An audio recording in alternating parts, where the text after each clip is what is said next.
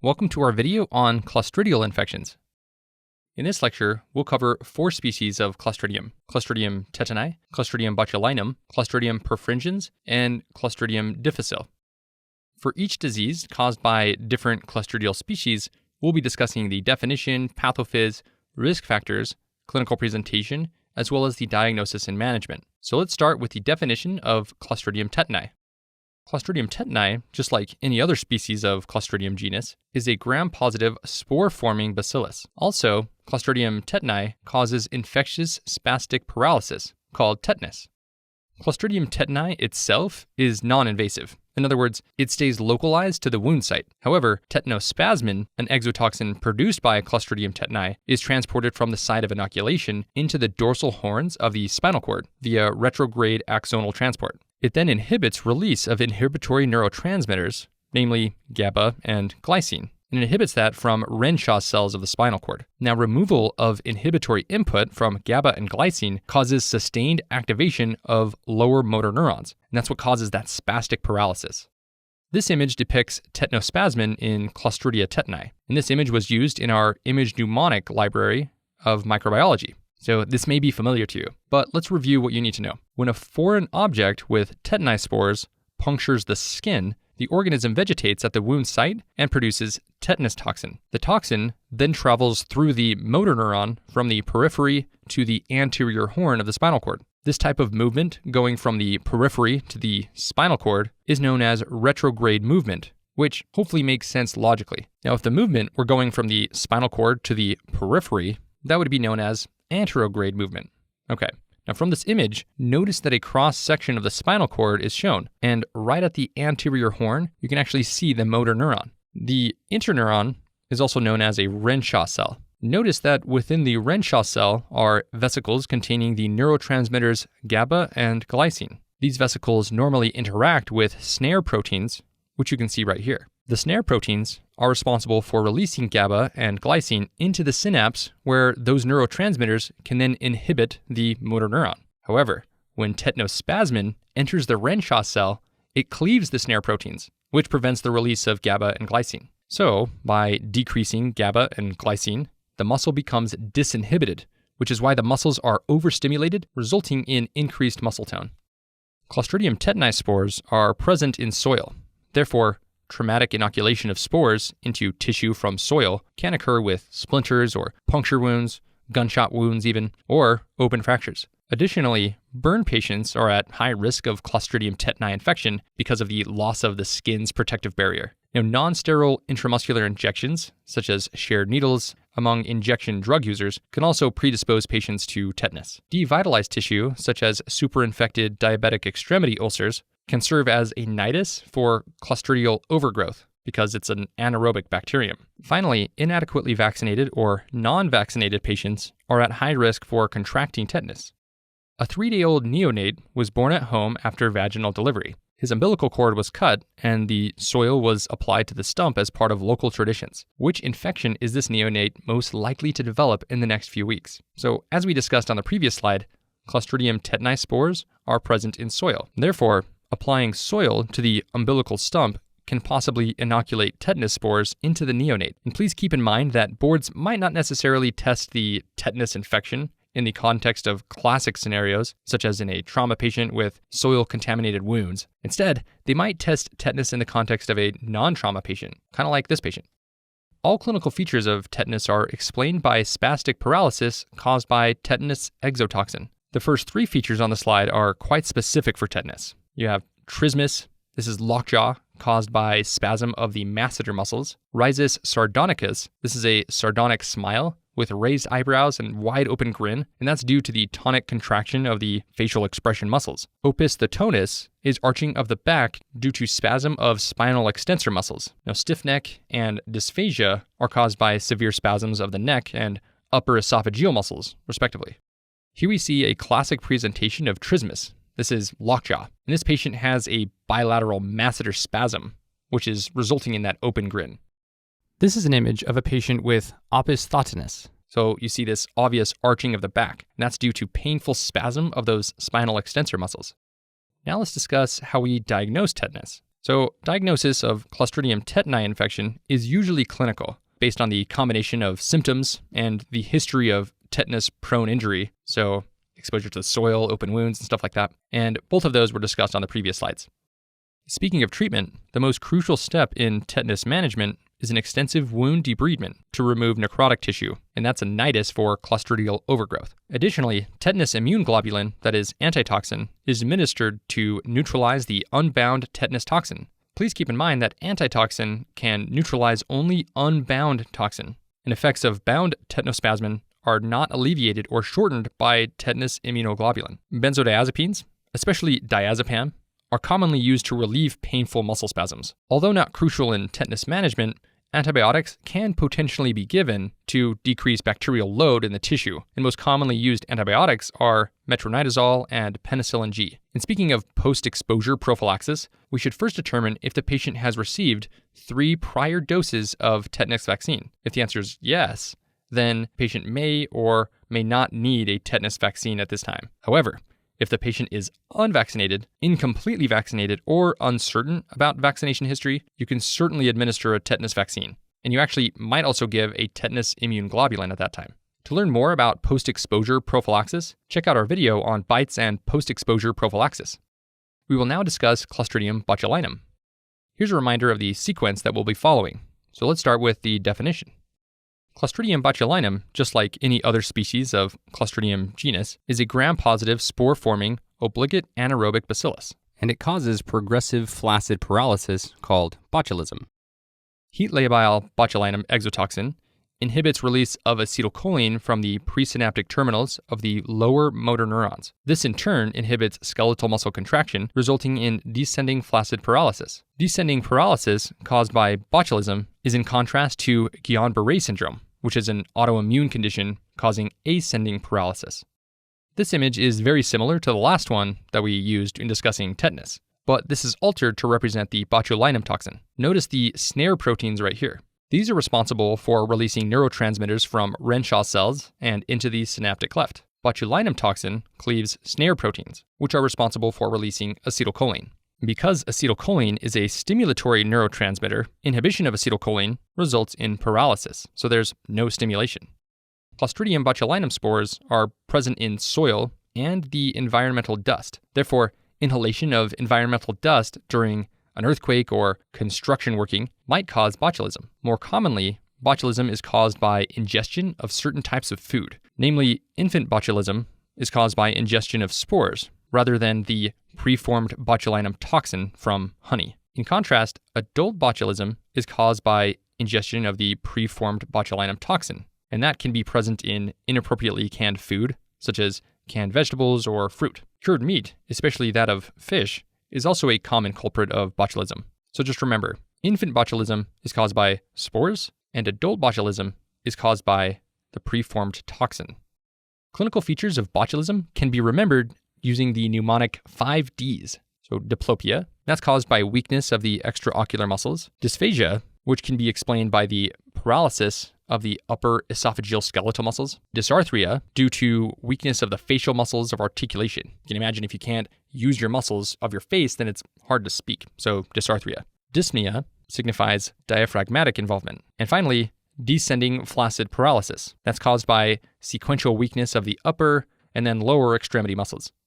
Here are the clinical features of infant botulism. Infant botulism is worth special notice because those symptoms are actually pretty nonspecific. For example, infants with botulism display hypotonia and hypoactive or absent deep tendon reflexes. Moreover, they might develop constipation, feeding problems, and excessive drooling due to involvement of the GI musculature.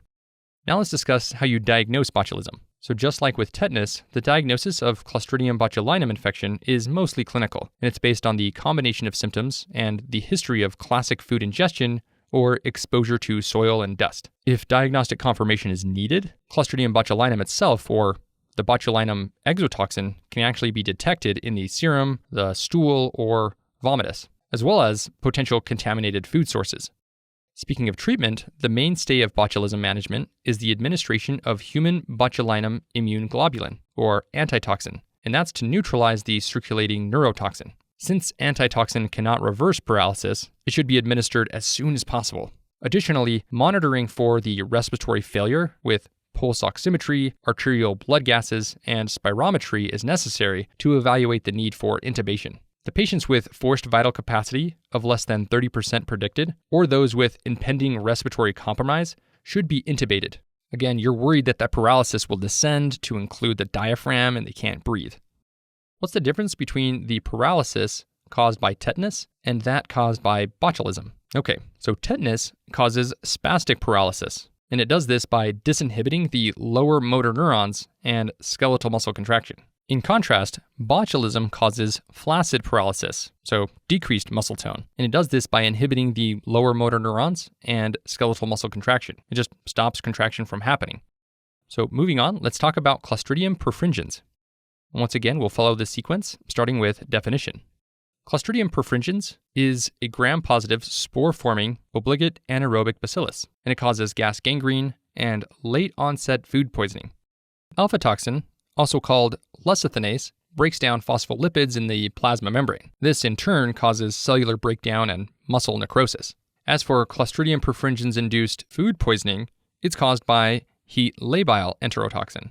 This image shows the cell membrane of our cells. Here's the outside of the cell, and here's the inside of the cell, separated by a plasma membrane. Clostridium perfringens uses alpha toxin, simply a phospholipase, a lecithinase, in order to break down the cell membrane.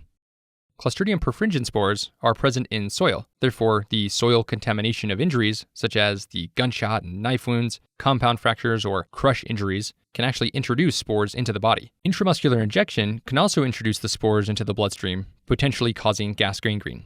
Now, rarely, the gas gangrene has been reported as a result of the intrauterine fetal demise, but that's a much less common cause.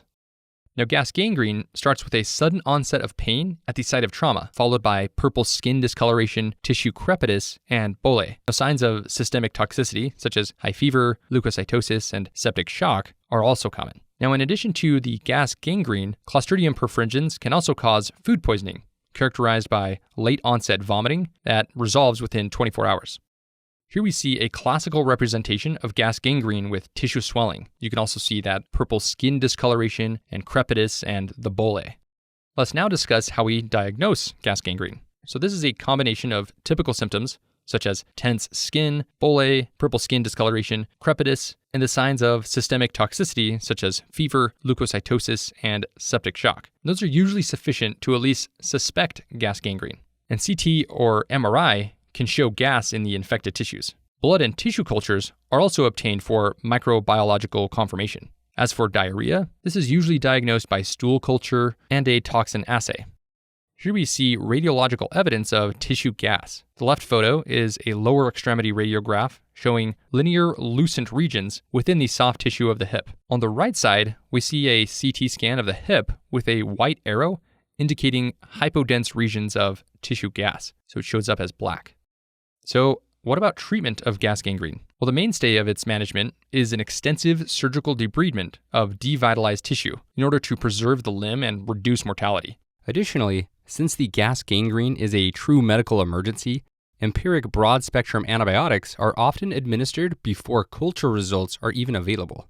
And the most commonly used drug regimen is piperacillin tazobactam and clindamycin. Now, the patient also commonly needs IV fluid support and sometimes even vasopressors if the septic shock is unresponsive to fluid resuscitation. So naturally, when somebody's in septic shock, you're going to try to give them fluids in order to help their blood pressure. But if that doesn't work, you're going to need to give vasopressors. Now, as for diarrhea, supportive measures, for example, maintenance of adequate hydration, is usually sufficient. And antibiotics are rarely needed for diarrhea. Once again, you're using antibiotics for the gas gangrene caused by Clostridium perfringens, not the diarrhea. Let's finish up by talking about Clostridium difficile. Here's a reminder of the sequence that will follow. So let's talk about the definition of Clostridium difficile. Clostridium difficile is just like any other species of the Clostridium genus. It's gram-positive, it's spore-forming, and it's an obligate anaerobic bacillus, and it causes pseudomembranous colitis. Clostridium difficile produces two toxins, toxin A and toxin B. Toxin A works on the brush border and induces fluid secretion. In contrast, toxin B works on the enterocytes, disrupting their cytoskeleton by actin depolymerization. Now, both toxins together results in a fibrin-rich gray-yellow plaque, and these look like pseudomembranes, and they're on the colonic mucosa, hence the name pseudomembranous colitis. Here we have a typical colonoscopy image showing pseudomembranous colitis. You can see the yellow, grayish, fibrin-rich plaques. They look like little membranes. They're pseudomembranes. Let's review the risk factors for pseudomembranous colitis. So Clostridium difficile infection is associated with recent antibiotic use. So here's what happens. Antibiotics kill the other bacteria of the normal gastrointestinal flora, and that allows Clostridium difficile to undergo overgrowth, to just kind of take over the colon. And the antibiotics most commonly implicated are ampicillin, clindamycin, cephalosporins, and fluoroquinolones. In addition to antibiotics, recent hospitalization and the use of proton pump inhibitors are also known to be risk factors for causing pseudomembranous colitis. Now, hospitalized patients are likely to receive a relatively long course of antibiotics, killing the normal gut flora, and that lets Clostridium difficile to overgrow. And the reason proton pump inhibitors are a risk is because they actually decrease the stomach pH, and so they allow survival of the ingested spores of C. diff. So where they might be killed in the stomach, they aren't. And then they can transport all the way down to the colon and, of course, contribute to that overgrowth. Clinical features of pseudomembranous colitis include abdominal pain, watery diarrhea, accompanied by fever and leukocytosis. Now, if the infection progresses to fulminant colitis, toxic megacolon, ileus, and septic shock will develop. Let's now discuss how we diagnose pseudomembranous colitis. A Clostridium difficile infection is first suspected by the characteristic symptoms and the presence of one of the risk factors mentioned on the previous slide. And then once you're considering it, you then confirm the diagnosis using stool PCR or a toxin assay. Now keep in mind that we're focusing on that stool toxin because C. diff is part of the normal gastrointestinal flora, and it's only when it overgrows that you're really wanting to look for a toxin causing this damage. On to treatment. The first-line antibiotics for pseudomembranous colitis are oral vancomycin or fidaxomicin. Now, metronidazole is no longer used as an initial antibiotic of choice. It's mostly reserved for fulminant colitis. Now, for recurrent cases, repeating the prior antibiotic regimen, the one that we just mentioned, or performing a fecal microbiota transplant, like a stool transplant, can actually restore normal flora, and either one of those are acceptable treatments. So if those antibiotics don't work, you can try them again, or you can transport stool. So let's wrap up with a board-style question. A 37-year-old male is admitted to the emergency department due to severe right leg pain. 4 hours ago, he got into a motor vehicle accident and he was trapped under his car for 20 minutes before the emergency services arrived. The patient seems in severe distress. His blood pressure is 90/70, heart rate is 120, respiratory rate is 23, and the temperature is 39.5 degrees Celsius. Physical exam reveals a swollen right leg with purple skin discoloration and crepitus on palpation. Which of the following is the best next step in management of this patient? A. Intravenous normal saline. B. Intravenous antibiotics. C. Blood culture. Or D. Surgical debridement. Okay, so first, we need to be able to diagnose this patient. And there are several clues within the vignette to help with this. Notice that this patient has a history of recent trauma. It's a motor vehicle accident. And he was trapped under the car for 20 minutes. And now he has a swollen, painful right leg with purple discoloration and tissue crepitus. Given all this information, the most likely diagnosis is gas gangrene. This question focuses on the sequence of management of gas gangrene. Notice that this patient is hypotensive, his blood pressure is 90/70, he's febrile, and tachycardic. So this indicates that he's likely developing septic shock. And the first step in management of an unstable patient with hypotension is intravenous fluids, preferably isotonic fluids, such as normal saline. So the right answer is A. Other options are reasonable and necessary steps while managing the gas gangrene. However, they do not represent the best next step in management. Now, B is incorrect because intravenous antibiotics would be given after you address this hemodynamic instability with intravenous normal saline. And C is incorrect for the same reason. You're going to focus on hemodynamic support. And D is also incorrect. Although the surgical debridement is an absolutely critical step in managing this patient with gas gangrene, you would first start administering IV fluids and then perform surgical debridement. And that concludes this section about Clostridial infections.